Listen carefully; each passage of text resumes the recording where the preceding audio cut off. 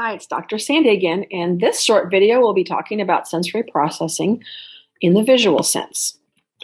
So let's review. We have 8 senses: the sense of touch, hearing, seeing, smelling, tasting, vestibular, proprioceptive, and interoceptive. So when we're talking about the visual sense, you might have students who can be described as visually under-responsive or visual seeking. Okay, and these are some of the behaviors you might see. They may have a hard time differentiating between objects with competing backgrounds, such as figure ground. Okay, so they might miss objects when there's different things to look at. They may have difficulty naming or matching different colors or shapes or sizes. They might enjoy bright things, reflective things, shiny objects, spinning lights or spinning objects. They may present with difficulty with writing, specifically with the sizing and the letter formation and spacing. You may see these students moving their body or shaking their head during writing or fine motor activities. You might see them peering at items closely to inspect them. These are the students that might walk into a room that has something brand new in it and they may not seem to notice. Okay, or a new person and they may not seem to recognize that there's something different. They might lose their place on a page when they're reading or scanning. And these students may seek a lot of visual stimulation. They may like patterns. They might like fans because of the movement, or like a picket fence. They may like the different lines. You also may see these students spinning. And that spinning is not necessarily, might be because they want the movement, but it could also be they're looking for that fast visual input. Okay. On the other hand, you'll have students who can be classified as over-responsive. These are the students who will avoid some visual input. They might show or tell you about being uncomfortable with bright lights or fluorescent lighting. They might cover their eyes or squint with different bright lightings or from transitioning from dark to light. They may be afraid or seem afraid of moving objects. They might complain of or show discomfort that indicates that they have headaches or dizziness or possibly even nausea. They might seem unaware of contrasting colors or contrasting tones.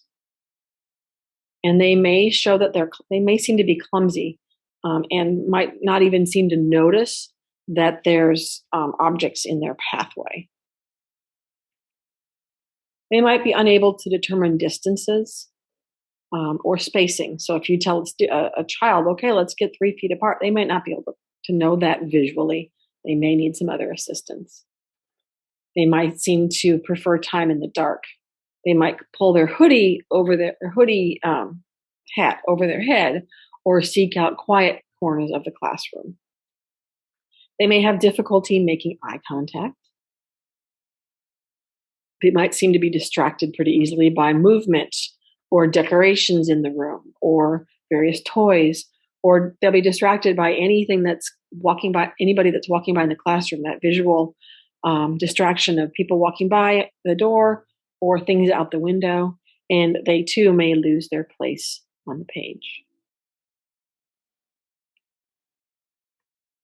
Some strategies that you can use to help the students who are under-responsive.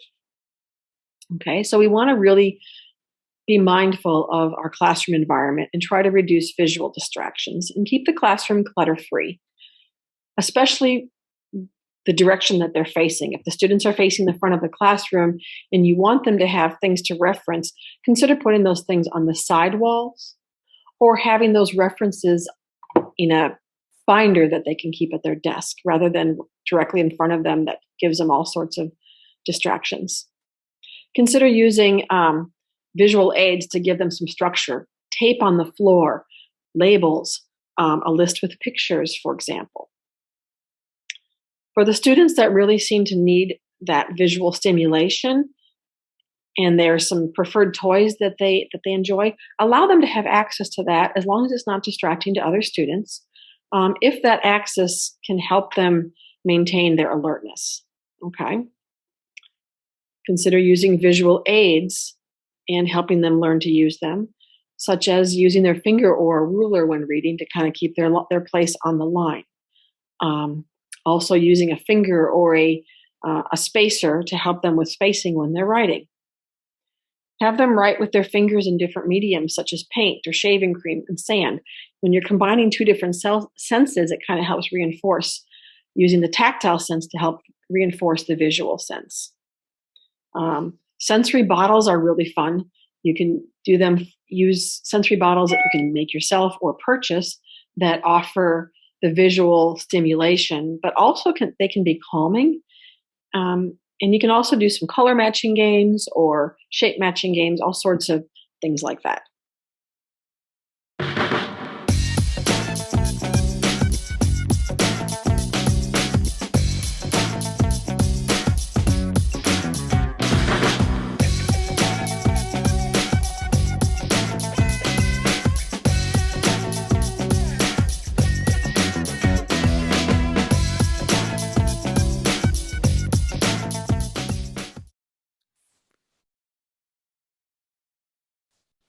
All right, so let's go over some strategies for the students that are over-responsive. So we want to consider changing the lighting in the environment. I've seen a lot of classrooms that do this already. You can get the classroom light covers. You can also go to the dollar store and get some inexpensive plastic tablecloths that will achieve the same thing, but you have to attach it a little bit differently than the store-bought light covers. Seat the students who have difficulty away from the source of direct light. They should not be sitting near the window or with the window light shining on them. Consider allowing these students to wear sunglasses or lightly tinted sunglasses in the classroom, and definitely allow them to wear them when they're going outside. Be mindful of surfaces that are very reflective. The students may have a real tough time with differentiating visual input on those reflective surfaces. Consider providing larger print for these students and higher contrasting print and higher contrasting pictures for these students. Also, prepare and warn the student when you're going to be entering environments with different or strong lighting. These students may need a little bit of warning or coaching when you're going from an assembly in a dark gym to the bright classroom or the bright hallway, for example, or from the auditorium to outside. Just warn them it's going to be bright so they get that little heads up. It helps them prepare mentally. Try to reduce visual distractions, keeping the classroom clutter-free. Seat the students that have difficulty away from doors and windows. Seat them away from displays. Switch off computers and whiteboards, the smart boards, when they're not in use. These students should be seated so that they're facing nearest the chalkboard or the whiteboard, away from too much distraction. So if they're at the back of the classroom, they not only have to focus on what's in front of them on the board, but also the rows of students in front of them. So these students should be seated in the front. Provide the school worksheets that have as much white space as possible with not as many distracting pictures that really don't have anything to do with the content of the worksheet. And allow and provide visual aids for these students, such as their finger or a ruler to mark their place when they're reading.